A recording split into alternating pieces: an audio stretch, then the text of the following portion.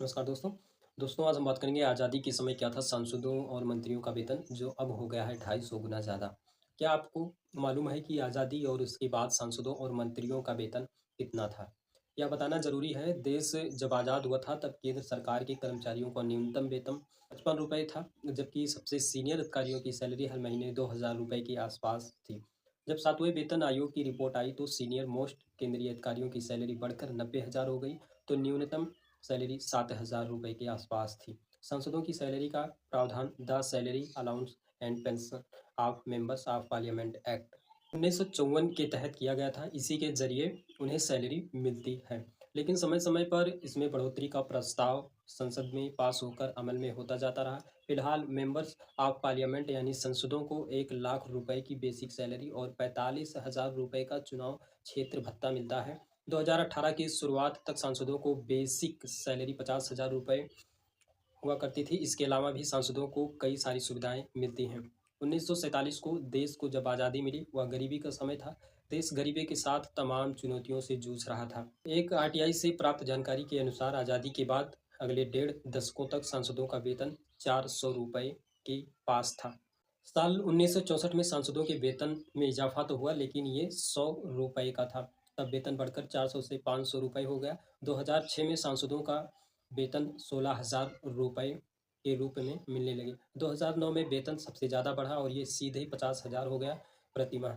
इसके बाद साल 2018 में इसे बढ़ाकर 1 लाख रुपये हर महीने किया गया। इस तरह अगर देखें तो आज़ादी के बाद 77 सालों में माननीय के वेतन में 250 गुना से ज़्यादा की बढ़ोतरी दर्ज की गई है। ये बढ़ोतरी शायद भारत के किसी भी सेक्टर के वेतन में सबसे ज़्यादा कहा जाना चाहिए, खासकर ये देखते हुए कि सांसदों और मंत्रियों को कई ऐसी सुविधाएं दी जाती हैं जिनकी कीमत बहुत ज़्यादा है।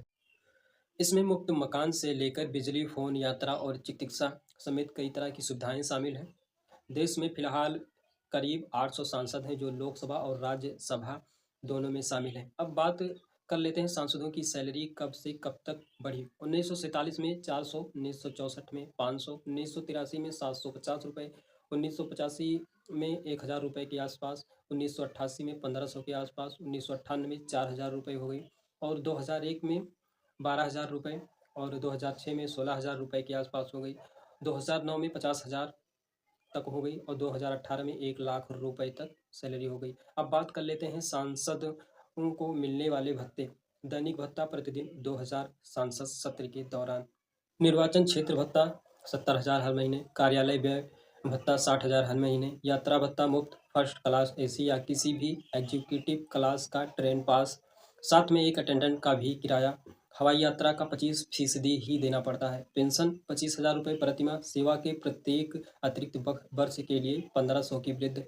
संविधान देता है वेतन और भत्ते का अधिकार। संविधान एक कानून पारित करके सांसदों को अपने वेतन और भत्ते की निर्धारित करने का अधिकार देता है। भारत में घर दिया जाता है, लेकिन दूसरे देशों में ऐसा नहीं है। भारतीय सांसदों का भत्ता ब्रिटेन और अमेरिका जैसे देशों में राष्ट्रपतीय विधायकों को भत्ते से भिन्न है। भारतीय सांसदों को आवास मुहैया कराया जाता है, जबकि ब्रिटिश सांसदों को घर किराए पर लेने के लिए भत्ता दिया जाता है और अमेरिका में ऐसा कोई भत्ता नहीं है। ये देश कार्यकाल की जगह मुहैया कराते हैं जो भारतीय सांसदों को नहीं मिलती हैं। वेतन वृद्धि का अधिकार संविधान अनुच्छेद 106 सांसदों को कानून बनाकर अपने वेतन और भत्ते निर्धारित करने का अधिकार देता है।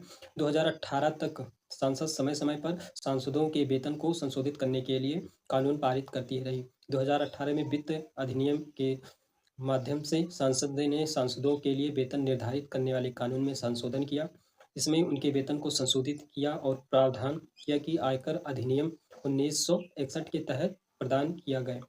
लागत मुद्रास्फीति सूचांक के आधार पर सांसदों के वेतन, दैनिक भत्ते और पेंशन के हर 5 साल में वृद्धि की जाएगी। इसके अलावा 1985 में संसद में अधिनियमित किया एक कानून जिसने सांसद के कुछ भत्ते जैसे निर्वाचन क्षेत्र भत्ता, कार्यालय भत्ता और आवास भत्ता निर्धारित करने और संशोधित करने की शक्ति केंद्र सरकार को सौंप दी। दूसरे देशों में कौन बढ़ाता है सांसदों का वेतन? यूनाइटेड किंगडम एक पूर्व सांसद, पूर्व न्यायाधीश और लेखा परीक्षण की कमेटी हर सार्वजनिक क्षेत्र की औसत कमाई के अनुसार वेतन की सालाना तौर पर संशोधित करती है। ऑस्ट्रेलिया सरकार अर्थशास्त्र, कानून और सार्वजनिक प्रशासन के विशेषज्ञों से बनी एक समिति हर साल वेतन को संशोधित करती है। न्यूजीलैंड न्यायाधीशों, सांसदों और स्वतंत्र वैधानिक निकायों के सदस्यों से बनी समिति में तय करती है। फ्रांस वेतन निर्धारित करने के लिए उच्चतम ग्रेड पर सबसे अधिक और सबसे कम वेतन पाने वाले सिविल सेवकों के औसतन वेतन उपयोग किया जाता है। जय हिंद आप सभी लोगों का और वीडियो देखने के लिए बहुत बहुत धन्यवाद।